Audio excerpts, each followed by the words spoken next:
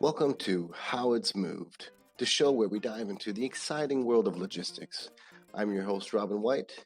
Go ahead and buckle up because we're about to figure out how it's moved. Through digitalization and globalization, the items that we often require for our daily lives are purchased from the comfort of our home.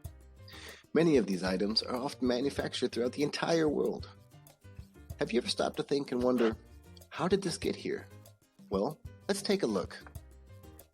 Once you click that order placement button on your screen, whether it be with Amazon or Overstock.com, your order is then sent to a fulfillment center. From here, the items are picked, packed, and made ready for distribution. Your package is most likely going to find transport on a freight train, a semi-truck, or via semi-truck to a container terminal for overseas shipment. One of the most significant ways things are moved are via semi-truck. Semi-trucks are responsible for roughly 68% of all goods moved in the United States. That makes up to roughly 60,000 pounds per American per year. Astonishing numbers.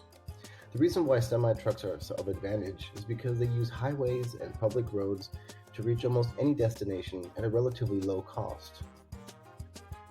The second most significant mode of transportation would be via freight car. The advantages of freight cars are that they're great at crossing international borders, for example the US-Mexican border or the US-Canadian border. In addition, they're relatively cost-efficient and better for the environment. And now we get to one of my favorite modes of transportation, container ships.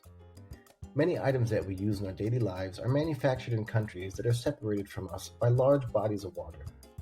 The most effective and cost-efficient way to move these goods is via container ship. For example, to move a sweater 3,000 miles across the sea costs about 2.5 cents today. Furthermore, a modern container ship can carry up to almost 24,000 containers on one payload.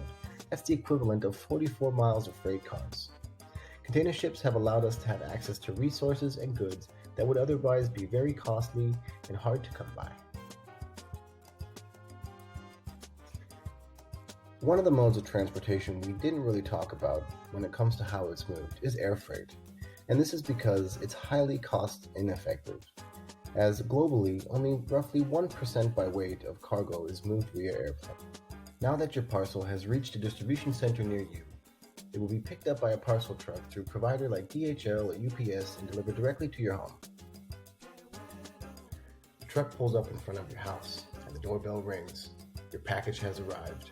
That's how it's moved.